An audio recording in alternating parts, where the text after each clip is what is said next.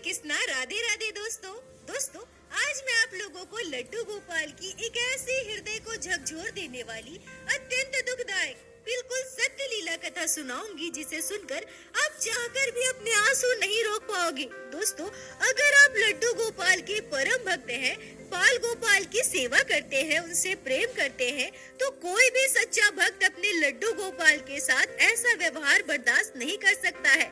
लड्डू गोपाल भक्तों के लिए सर्वस्व होते हैं, अपने भक्तों को जान से भी प्यारे होते हैं। भला हमारे आराध्य भगवान श्री कृष्ण के बाल स्वरूप हमारे लड्डू गोपाल के साथ इतना बड़ा अत्याचार कोई कैसे कर सकता है? पर जरा सोच कर देखिए दोस्तों, क्या गुजरेगी उस भक्त पर जब उनके लड्डू गोपाल के साथ ये हृदय विदारक घटना घटी होगी। ऐसा सोचना भी हम भक्तों को पाप लगता है। सोचते ही आंखों से आंसू आ जाते हैं। दोस्तों, आप सभी से नम्र निवेदन है, कृपया इस वीडियो को अंत तक पूरा अवश्य देखिए, तभी आप आज के इस अत्यंत दुखदायक घटना को संपूर्ण रूप से समझ पाओगे, उस भक्त के व्यथा को जान पाओगे। और मैं आप सभी को विश्वास दिलाती हूँ, लीला कथा के अंत में आपकी आंखें जरूर नम होगी। आज की यह लीला कथा हमारे साथ शेयर की है बेंगलोर में रहने वाली लक्ष्मी देवी जी ने। दरअसल दोस्तों, कुछ दिनों पहले मुझे इंस्टाग्राम पर लक्ष्मी जी की बेटी प्रिया जी ने कांटेक्ट किया था। लक्ष्मी जी की उम्र लगभग 60 वर्ष है। उनकी बेटी प्रिया जी ने अपने मम्मी से मेरी बात कराई। दोस्तों, प्रिया जी मुझसे कहती है कि दीदी, आपके चैनल पर लड्डू गोपाल की सत्य लीला कथा मैं और मेरी मम्मी दोनों प्रतिदिन सुनते हैं। सभी लीला कथाएं हमारे हृदय को स्पर्श करती है। बहुत दिनों से मैं सोच रही थी मेरे मम्मी के साथ जो घटना घटी है हमें आपके साथ शेयर करना है, पर हमें वो हिम्मत नहीं मिल रही थी। पर जब हमने देखा कि अनेकों भक्त अपने साथ घटी सत्य लीलाओं को शेयर करते हैं, तो हमें भी हिम्मत मिली और आज हिम्मत करके हम आपके साथ ये घटना शेयर कर रहे हैं। तो सबसे पहले प्रिया जी, आपका बहुत बहुत धन्यवाद जो आप हमें इतना सपोर्ट करती है और अपने लड्डू गोपाल की अद्भुत लीला हमारे साथ शेयर कर रही है, जिसे मैं अपने चैनल के माध्यम से बाकी सारे भक्तों तक पहुंचा पाऊंगी। आपका दिल से धन्यवाद। प्रिया जी ने अपनी मम्मी लक्ष्मी जी से हमारी बात करवाई और लक्ष्मी जी ने ही पूरी घटना हमारे साथ शेयर की। लक्ष्मी जी हमसे कहती है कि मेरा घर झारखंड के चंद्रपुरा में है। मेरा मायका भी झारखंड में ही है। मैं एक गरीब परिवार की लड़की थी।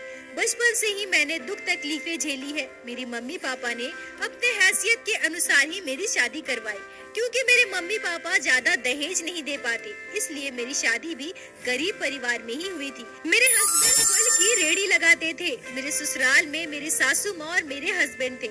मेरे ससुर जी की मृत्यु मेरी शादी से 2 साल पहले हो गई थी। बहुत गरीब परिवार था। जब मैं शादी के बाद अपने ससुराल आई तो मुझे ऐसा लग रहा था कि जितनी गरीबी मैंने अपने मायके में झेली, उससे भी कई ज्यादा गरीबी मुझे मेरे ससुराल में झेलनी पड़ेगी। पर मेरी सासू माँ और मेरे हस्बैंड स्वभाव से बहुत अच्छे थे। दोनों मुझसे बहुत प्यार करते थे। मेरी सासू माँ बिल्कुल मेरे माँ के समान थी। लड्डू गोपाल की कृपा से मुझे 2 संतान की प्राप्ति हुई, एक पुत्र और एक पुत्री संतान। इसी बीच मेरे जीवन में लड्डू गोपाल आए। मैं अपने पड़ोस के घर पे लड्डू गोपाल की सेवा होते देखती थी। बाल गोपाल की सेवा जिस तरह से मेरे पड़ोस वाली भाभी किया करती थी, मुझे बहुत अच्छा लगता था। उन्होंने ही मुझसे कहा कि अगर तुम्हें लड्डू गोपाल इतने प्यारे लगते हैं तो तुम भी अपने घर एक छोटे से बाल गोपाल को लेकर आओ ना। प्रेम भाव से उनकी सेवा करो, देखना तुम्हारे जीवन के सारे दुख दूर हो जाएंगे। और उसके बाद मैं अपने घर में लड्डू गोपाल को लेकर आई और प्रेम भाव से उनकी सेवा करने लगी। लक्ष्मी जी कहती है कि भले ही हम गरीब थे, हमारे जीवन में ज्यादा सुख सुविधाएं नहीं था, पर लड्डू गोपाल की कृपा से हम खुश थे। पर मेरे जीवन में मुझे इतना बुरा वक्त देखना पड़ेगा यह मैंने कभी सोचा ही नहीं था। बचपन से मैंने दुख देखा है, तकलीफें झेली है और शादी के बाद भी बहुत ज्यादा खुशियाँ मुझे नहीं मिली थी। दुख और गरीबी के बीच में जी रही थी। मैं फिर भी संतुष्ट थी। पर तभी हमारे जीवन में एक बहुत बड़ा तूफान आया। मेरे हस्बैंड कई दिनों से बीमार चल रहे थे। मैं और मेरी सासू माँ ने कई बार उनसे कहा कि जाकर अच्छे डॉक्टर को दिखवा लीजिए, पर वो कहते हैं ना, एक तो गरीबी, ऊपर से घर की जिम्मेदारी। मेरे हस्बैंड ने अपने स्वास्थ्य को कभी भी गंभीरता से नहीं लिया। वो बस केमिस्ट के पास से दवा लाकर खाया करते थे। धीरे धीरे उनकी तबीयत बहुत बिगड़ गई और एक समय ऐसा आया कि हमें उन्हें अस्पताल में भर्ती करवाना पड़ा। तब तक बहुत देर हो चुका था। मेरे हस्बैंड को एक गंभीर बीमारी हो चुकी थी, जिसके बारे में मैं बात ही नहीं करना चाहती। इस बीमारी की वजह से मेरे हस्बैंड हम सभी को छोड़कर चले गए। मुझ पर तो जैसे दुखों का पहाड़ टूट पड़ा। 2 बच्चों के साथ, बूढ़ी सासू माँ के साथ अब मेरा गुजारा कैसे होगा? मेरे बच्चे तो बहुत छोटे थे। मेरी बेटी 3 साल की थी और मेरा बेटा 6 साल का था। परिवार का पालन पोषण करने के लिए हमारे पास कोई काम भी नहीं था। मैं बाल गोपाल के आगे खूब रोती थी। मैं उनसे कहा करती थी कि हे गोपाल, मैंने ऐसा कौन सा पाप किया है जो मेरे जीवन में इतने दुख आ रहे हैं? क्या मैं इस दुनिया की सबसे बड़ी पापन हूँ जो मुझे कभी सुख मिलता ही नहीं है? लक्ष्मी जी कहती है कि हमारे पास जो भी थोड़े बहुत पैसे थे धीरे धीरे करके सब खत्म हो गए। अब मुझे काम करना ही था, पर मैं क्या करूं? मैं बहुत ज्यादा पढ़ी लिखी भी नहीं थी जो कहीं अच्छी जॉब मिल पाती, पर हाँ, मुझे सिलाई बुनाई का काम आता था। मेरे सासू माँ ने मुझसे कहा कि तुम घर पर ही सिलाई का काम करो। धीरे धीरे जब लोगों को पता चलेगा तो वो तुम्हारे पास कपड़े सिलवाएंगे, कुछ पैसे हो जाएंगे जिससे हमारा गुजारा चल जाएगा। लक्ष्मी जी कहती है कि मैंने बहुत मुश्किल से मुश्किल हालात देखे हैं। कभी ऐसा भी होता था कि मैं और मेरी सासू माँ भूखे सो जाते थे, पर अपने दोनों बच्चों को मैंने कभी भी भूखा रहने नहीं दिया। इतनी दुख तकलीफों के बाद भी मैंने अपने दोनों बच्चों की पढ़ाई छूटने नहीं दी। मैंने अपने दोनों बच्चों को खूब पढ़ाया और मैं चाहे जितना भी दुख झेली हूँ, जितनी भी तकलीफें झेली हूँ, एक बात मैं आज भी कहना चाहूँगी कि अगर मेरी सासू माँ मेरे साथ नहीं होती तो मैं कभी भी अपने बच्चों के साथ गुजारा नहीं कर पाती। मेरे सासू माँ एक माँ की तरह हमेशा मेरे साथ रही है। मैं दिन भर सिलाई का काम करती थी। मेरी सासू माँ मेरे दोनों बच्चों को संभालती थी, खाना बनाती थी। एक माँ की तरह मुझे और मेरे बच्चों को खाना खिलाती थी। एक माँ की तरह बैठकर हमें खाना खिलाती थी। बहुत मेहनत से मैंने अपने बच्चों को पाला है। मैं रोती थी, दुखी होती थी तो उस समय मेरी सासू माँ ही मुझे संभालती थी। पर कोई भी इंसान हमारे जीवन में हमेशा नहीं रहता। मेरी सासू माँ की भी उम्र हो चुकी थी। कुछ वर्षों बाद वो भी मुझे छोड़कर चली गई। अब मैं इस जगत संसार में बिल्कुल अकेली पड़ चुकी थी। मेरा सहारा थे तो बस मेरे लड्डू गोपाल। मैं अपने दोनों बच्चों का भार अपने लड्डू गोपाल को सौंप चुकी थी। लड्डू गोपाल ही अब हमारे सर्वस्व थे। धीरे धीरे मेरे बच्चे बड़े होने लगे। मेरे बच्चों ने भी खूब मेहनत से पढ़ाई लिखाई की। पढ़ लिख कर मेरे बेटे को भी नौकरी मिल गई। एक बड़े प्राइवेट कंपनी में मेरा बेटा जॉब करता है। उसकी सैलरी भी बहुत अच्छी है और क्योंकि मेरी बेटी देखने में भी सुंदर थी और अच्छे से पढ़ाई लिखाई भी किया था, इसलिए मेरी बेटी की शादी लड्डू गोपाल की कृपा से बिना कोई दान दहेज के अच्छे परिवार में हो गई। मेरे दामाद जी बेंगलोर में बड़ी कंपनी में जॉब करते हैं। पर दुख तो मुझे बस इस बात का था कि शादी के बाद मेरी बेटी मुझसे बहुत दूर चली गई थी। मैं चाहकर भी अपनी बेटी के घर नहीं जा पाती थी।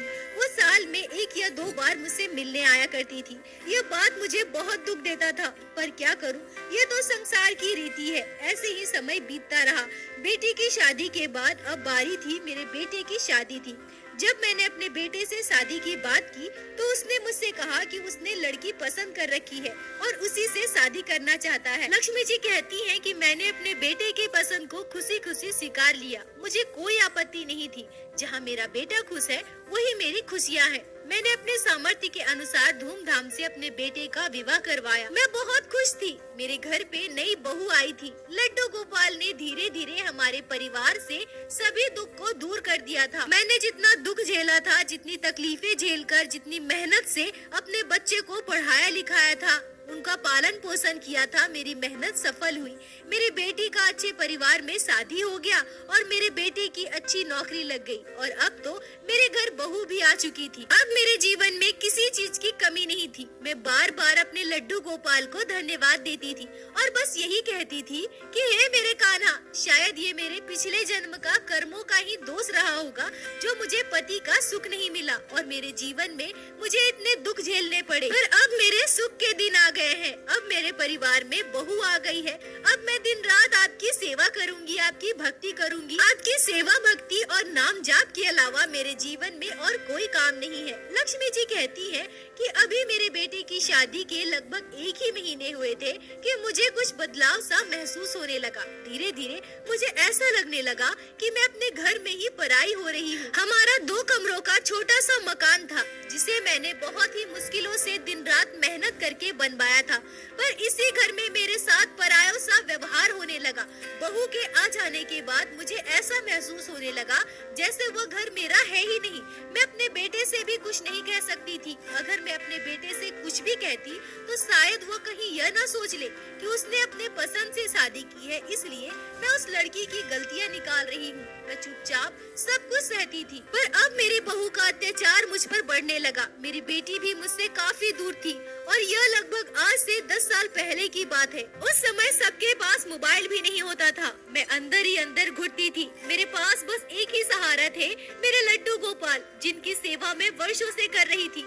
लड्डू गोपाल मेरे हर एक सुख दुख का सहारा थे, मेरे साथ थे। मैं लड्डू गोपाल के आगे खूब रोती थी। बहू मुझसे घर के सारे काम करवाती थी। उसका कहना था कि मेरी शादी से पहले तो आप ही घर के सारे काम करती थी ना, तो अब मैं आ गई हूँ तो इसका मतलब ये नहीं है कि मैं आपके काम करके दूंगी। मुझे बिल्कुल भी काम करने की आदत नहीं है। मैंने अपने मायके में कभी कोई काम नहीं किया है, मुझसे उम्मीद मत रखिएगा। लक्ष्मी जी कहती है कि मेरी बहू का व्यवहार मुझे बहुत बुरा लगता था, फिर भी मैं चुपचाप सब कुछ सहती थी। मैं उसके हिसाब से ही चलती थी, पर अब हमारे घर में बहुत ज्यादा कलेश बढ़ गया था और इसका कारण मेरी बहू की मम्मी थी। मेरी बहू की मम्मी बार बार हमारे घर आती थी और मेरे साथ ऐसा व्यवहार करती थी जैसे वो घर मेरा है ही नहीं। मुझे तरह तरह की बातें सुनाती थी। वो कहती थी कि मेरी बेटी ने अभी कोई काम नहीं किया है, इसलिए आपको ही सारा काम करना पड़ेगा। मेरी बहू की मम्मी तरह तरह के मुझे ताने भी देती थी। कई बार मुझे बहुत दुख हुआ और मैंने अपने बेटे से भी इस बारे में बात की। बेटा शादी के बाद बदल जाता है, यह तो मैंने सुना था, पर मेरा बेटा भी बदल जाएगा यह मैंने कभी सपने में भी नहीं सोचा था। मैंने बहुत मुश्किलों से मेहनत करके अपने बच्चे को पढ़ाया लिखाया, इस काबिल बनाया कि वो आज अच्छी नौकरी कर रहा है और उसे उस मुकाम पर पहुंचाने के लिए मैंने कितनी तकलीफें झेली है यह बस मैं ही जानती हूँ। पर शादी के बाद मेरा वही बेटा आज ऐसे पराया हो गया। अपनी माँ की बातों पर जरा भी विश्वास नहीं है। अब मेरा बेटा बस अपनी पत्नी और अपनी सासू माँ की बात पर यकीन करता था। सबसे ज्यादा तो मुझे तब दुख था जब मेरी बहू के साथ साथ मेरा बेटा भी मुझे डांटता था, मुझे भला बुरा कहता था, मेरे साथ बुरा बर्ताव करता था। एक बार मेरी बहू की मम्मी कुछ दिनों के लिए हमारे घर पर रुकी थी और उस समय उन्होंने मुझे लड्डू गोपाल की सेवा पूरी तरह से करते हुए देखा था। मैं सुबह उठकर घर के काम करती थी, उसके बाद खुद स्नान करके लड्डू गोपाल को जगाकर उनका स्नान श्रृंगार किया करती थी, बाल गोपाल को भोग लगाती थी और इसी वजह से मेरी बहू को सुबह का नाश्ता बनाना पड़ता था। बस और क्या, यही हमारे घर पर कलेश का कारण बना था। एक दिन मेरी बहू की मम्मी मुझसे कहती है, ये क्या नाटक करती हैं आप? हमारे घर में पूजा पाठ नहीं होता क्या? हम भगवान की सेवा नहीं करते क्या? आपको मैं कई दिनों से देख रही हूँ, सुबह से 1 घंटे लगाती हैं आप पूजा पाठ करने में। इतने देर तक भला पूजा कौन करता है? आप हमें बेवकूफ समझती है क्या? मेरी बेटी को नाश्ता आप हमें बेवकूफ समझती है क्या? मेरी बेटी नाश्ता बनाए, घर के सारे काम करे, इसलिए आप ये नौटंकी करती है ना? तभी मेरी बहू बोल पड़ती है, हाँ मम्मी, ये प्रत्येक दिन ऐसे ही करती है। काम से बचने के लिए इन्होंने अच्छा बहाना ढूंढ रखा है। बहू की माँ फिर से मुझसे कहने लगी कि ये सब नौटंकी छोड़ दीजिए, अगर पूजा पाठ करना है, सत्संग करना है तो सबसे अच्छा तभी बहू की मम्मी फिर से मुझसे कहती है कि यह सब नौटंकी छोड़ दीजिए, अगर इतना ही पूजा पाठ करना है, सत्संग करना है तो सबसे अच्छा तरीका तो यही है कि आप किसी वृद्धाश्रम में चली जाइए। घर में रहकर अगर आप हमेशा यही सब करेंगी तो आजकल की लड़कियां तो बर्दाश्त करने वाली नहीं है और मेरी बेटी तो बिल्कुल भी नहीं करेगी। लक्ष्मी जी कहती हैं कि उस दिन मुझे बहुत बुरा लगा था। मुझे ऐसा लग रहा था कि अपने ही घर में मुझे मेरे लड्डू गोपाल की सेवा करने से रोका जा रहा है, मुझे घर से निकल जाने के लिए कहा जा रहा है। मैंने तो सोचा था कि बहू के आने के बाद अपना पूरा समय मैं लड्डू गोपाल की सेवा में बिताऊंगी, पर ये क्या, घर के इतने सारे काम करने के बाद भी मुझे मेरे लड्डू गोपाल की सेवा के लिए इतनी सारी बातें सुननी पड़ रही है। मैंने भी उनसे कह दिया कि मैं अपने लड्डू गोपाल की सेवा कभी नहीं छोड़ूंगी, और रही बात वृद्धाश्रम जाने की, तो यह घर मेरा है, मैं कहीं नहीं जाऊंगी। मैंने पहली बार उनके मुंह पर जवाब दिया था। उन्हें शायद यह बात बहुत बुरी लगी थी। मेरे बहू की मम्मी बहुत गुस्सा करके हमारे घर से चली गई और उसके बाद मेरे घर में बहुत कलेश हुआ। मेरी बहू ने मेरे बेटे से यह कह दिया कि उसकी माँ का अपमान किया गया है और इसके बाद मेरे बहू के साथ साथ मेरे बेटे ने भी मुझे बहुत भला बुरा कहा, मुझे बहुत सुनाया। और मैं आप सभी को बता दूं कि शायद मैं अपने जीवन में इतना कभी नहीं रोई थी जितना मैं उस दिन रोई थी। और शायद इतना रोने की वजह से, इतना परेशान होने की वजह से मेरी बीपी बहुत ज्यादा कम हो गई थी, बहुत तेज बुखार हो गया था। दर्द से मेरा पूरा शरीर टूट रहा था, मेरी तबीयत बिल्कुल भी ठीक नहीं थी। इधर मेरे बेटे ने अपनी सासू माँ से कॉल करके माफी मांगी और उन्हें दोबारा हमारे घर पर बुला लिया। अब मेरी बहू की माँ दोबारा हमारे घर आ चुकी थी। अगले दिन सुबह मेरा बेटा ऑफिस चला गया। मेरी तबीयत तो बिल्कुल भी ठीक नहीं थी। फिर मैं सुबह सुबह उठकर काम करने लगी। फिर भी मैं सुबह काम करने के लिए उठी थी, पर मेरी हालत इतनी खराब थी कि मैं एक भी काम नहीं कर पा रही थी। बड़ी मुश्किल से मैंने किचन की साफ सफाई की, घर पर पोछा लगाया, पर बाकी के काम मुझसे नहीं हो पा रहे थे। मैंने सोचा कि लड्डू गोपाल की सेवा भी तो मुझे ही करनी है ना। यह सोचकर मैं घर के बाकी काम करना छोड़कर नहाने चली गई। नहाने के बाद मैं लड्डू गोपाल की सेवा करने लगी। इतने में मेरी बहू की मम्मी आई और मुझसे कहने लगी कि आपको पता है ना, मेरी बेटी घर के काम नहीं कर पाती है और घर पर जो कलेश हुआ था उस वजह से मेरी बेटी कितनी परेशान है, उसका सर कितना दर्द हो रहा है। फिर आज आपने घर के काम क्यों नहीं किए? लक्ष्मी जी कहती हैं कि मैंने उनसे कहा कि मेरी तबीयत ठीक नहीं है, मुझसे जितना हो पाया मैंने कर दिया, मैं और नहीं कर पाऊंगी। मेरी बात सुनकर वो वहाँ से चली गई और अपनी बेटी को भेज दिया। मेरी बहू आकर मुझसे तरह तरह की बातें कहने लगी। मुझसे कहने लगी, इस मूर्ति को लेकर बैठकर 1 घंटा सजाते संवारते समय आपकी तबीयत खराब नहीं हो रही, पर जब आपको पता है मैं काम नहीं कर पाती हूँ और मेरे सर में दर्द हो रहा है, मेरी मम्मी भी आई हुई है, घर में कितना सारा काम है, तो आज आपकी तबीयत खराब हो गई। चलिए उठिए, छोड़िए ये सब भी आपको नहीं करना होगा। अगर आपकी तबीयत खराब है तो चुपचाप जाकर सोइए। इस मूर्ति को भी सजाने संवारने की कोई जरूरत नहीं है। और ये सब क्या कर रही हैं आप? तबीयत खराब है, घर के काम नहीं कर सकती, पर यहाँ बैठकर गर्म पानी कर रही है। क्या होगा गर्म पानी करके?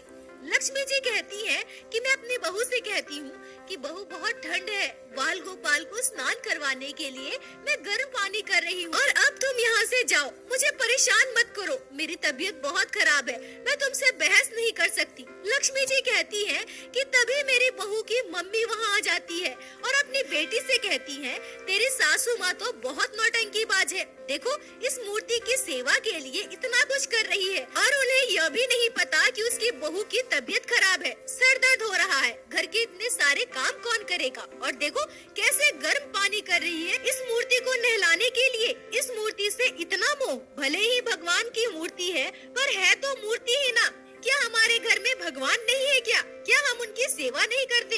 एक मूर्ति के लिए इतना तांडव, पूरे घर को सर पर उठा कर रखा है। लगता है दुनिया का सारा पुण्य ये अकेले ही कमा लेंगी। लक्ष्मी जी कहती है कि मैं अपनी बहू से कहती हूँ कि बहू तुम्हें जो बोलना है बोलो, पर यहाँ से जाओ, मुझे मेरे लड्डू गोपाल को स्नान करवाना है, उनकी सेवा करनी है। दोस्तों लक्ष्मी जी रोते हुए कहती है कि तभी मेरी बहू झुंझलाकर कुछ ऐसा करती है जो मैंने कभी सपने में भी नहीं सोचा था। मुझे पता है कि मेरी बहू नहीं चाहती कि मैं लड्डू गोपाल की सेवा करूं। मेरी बहू को बिल्कुल भी नहीं पसंद कि मैं अपना समय बाल गोपाल की सेवा में व्यतीत करूं, पर वो मेरे लड्डू गोपाल के साथ इतना बुरा कर सकती है। एक इंसान भगवान के साथ इतना बुरा करेगा, सच में ऐसा हो सकता है? यह मैंने कभी गलती से भी नहीं सोचा था। उस समय मेरी बहू अपना रौद्र रूप दिखा रही थी, वो जोर जोर से चिल्ला रही थी और मुझ पर गुस्सा कर रही थी। मैं अपनी बहू की बात सुनकर बिल्कुल डर गई थी। मैंने पहली बार अपनी बहू के उस स्वरूप को देखा था। ऐसा लग रहा था मानो वो अभी मुझे मार देगी और अपनी मम्मी का साथ पाकर वो आज बहुत बोल रही थी।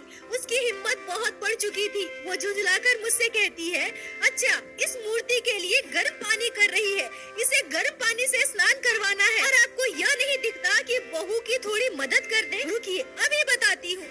यह बोलते हुए मेरी बहू गर्म पानी के बर्तन में मेरे लड्डू गोपाल को ऊपर से छोड़ देती है। मेरे बाल गोपाल उबलते हुए पानी में गिर जाते हैं। यह देखकर मेरा कलेजा कांप गया। मैंने सोचा ही नहीं था कि मेरे लड्डू गोपाल के साथ ऐसा हो जाएगा। मेरी जोर की चीख निकल पड़ती है और एक पल के लिए मेरा दिमाग काम करना बंद कर देता है।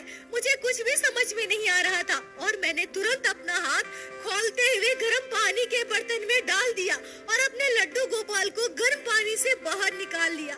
मेरा पूरा हाथ गर्म उबलते पानी से जल चुका था। मैं जोर जोर से चीख रही थी। अपने दर्द के साथ साथ लड्डू गोपाल के दर्द को मैं महसूस कर पा रही थी। मुझे ऐसा लग रहा था कि अभी यह धरती फट जाए और मैं उसके अंदर समा जाऊं। हाय रे मेरी किस्मत, मेरे लड्डू गोपाल के साथ क्या हो गया?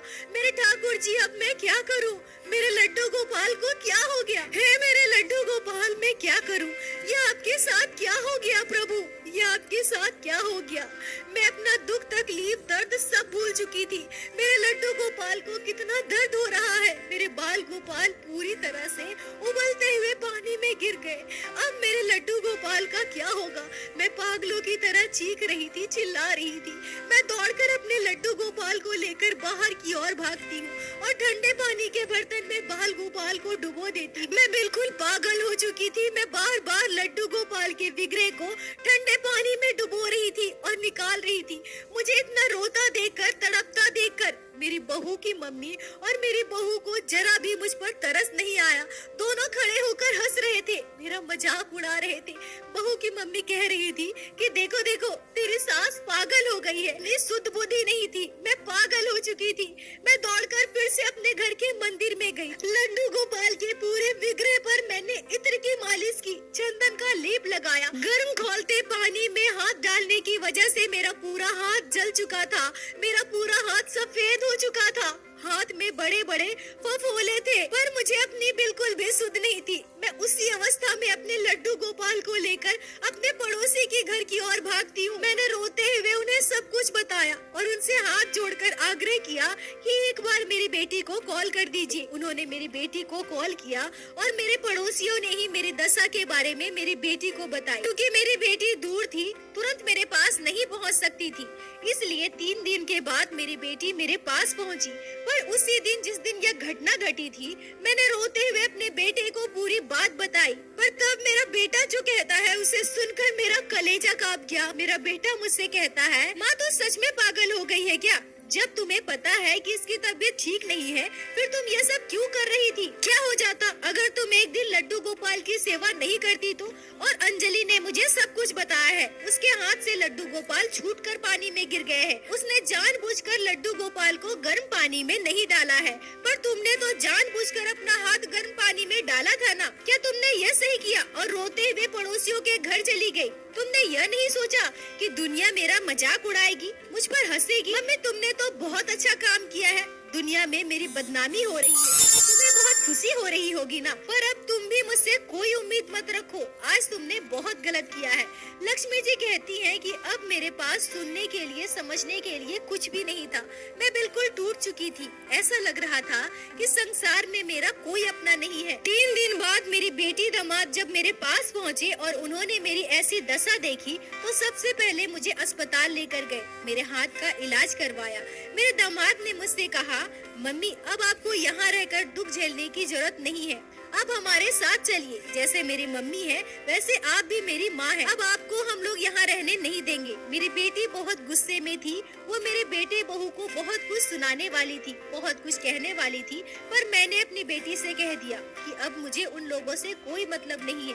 मैं तुम्हारे हाथ जोड़ती हूँ, तुम उन लोगों से कुछ मत कहो। मेरी इतनी बात मान लो बेटी, अब यहाँ से और कलेश करके मैं नहीं जाना चाहती। लक्ष्मी जी कहती है कि मेरी बेटी दामाद ने मेरे बहू बेटे से कुछ भी नहीं कहा, ना ही उनके घर का खाया पिया। अगले दिन सुबह सुबह मुझे और मेरे लड्डू गोपाल को वहाँ से लेकर बैंगलोर आ गए और तभी से मैं अपने लड्डू गोपाल के साथ यहीं अपनी बेटी के घर रहती हूँ। मेरी बेटी के घर में मुझे कोई तकलीफ नहीं है। मेरी बेटी की सासू माँ, ससुर जी बहुत अच्छे हैं, मुझे अपनी बहन की तरह मानते हैं। सब कुछ पता होने के बाद उन्होंने भी मुझसे यही कहा कि आप परेशान मत होइए, ये आपका ही घर है, आपकी बेटी का घर है। अब आप हमारे साथ ही रहेंगी। अब लड्डू गोपाल की सेवा मेरी बेटी के ससुराल में बहुत अच्छे से होती है। सभी भगवान को मानते हैं। लड्डू गोपाल की सेवा पूरा परिवार साथ मिलकर खुशी खुशी करता है। अब मुझे अपने लड्डू गोपाल की कोई चिंता नहीं है। मुझे पता है कल मैं जब नहीं रहूंगी तो मेरी बेटी मेरे लड्डू गोपाल का ध्यान रखेगी। मेरी बेटी मेरे बाल गोपाल की सेवा करेंगी। लक्ष्मी जी कहती हैं कि आज भी मैं अपने लड्डू गोपाल से अपने बेटे बहू की सलामती के लिए प्रार्थना करती हूँ। मैं आज भी नहीं चाहती कि उनके साथ कुछ भी बुरा हो। मैं तो माँ हूँ ना, अपने बच्चे का हमेशा भला ही चाहती हूँ। मैं चाहती हूँ कि वो हमेशा खुश रहे, पर मुझे इतना जरूर पता है कि जो जैसा करता है उसका फल उसे जरूर मिलता है। अच्छा हो या बुरा, इंसान को अपने कर्मों का फल भुगतना ही पड़ता है। एक बार को मैं अपने साथ हुए अत्याचार को भूल भी जाऊँ, पर ठाकुर जी के साथ जो अत्याचार हुआ है, ठाकुर जी के साथ जो दुर्व्यवहार हुआ है, मेरे लड्डू गोपाल को जो तकलीफ मिली है, उसके लिए एक माँ के नाते, एक भक्त के नाते मेरे दिल से जो आह निकली है उसकी सजा तो भुगतनी ही पड़ेगी। मैं ठाकुर जी से प्रार्थना करूंगी कि मेरे ठाकुर जी उन्हें सद्बुद्धि दे, उन्हें भक्ति की मार्ग में लेकर आए, जिससे उनके कर्मों में सुधार हो। लक्ष्मी जी आपका बहुत बहुत धन्यवाद जो आपने लड्डू गोपाल की दिल दहलाने वाली लीला कथा को हमारे साथ शेयर की, जिसे मैं हमारे चैनल के माध्यम से बाकी सारे भक्तों तक पहुंचा सकी। अब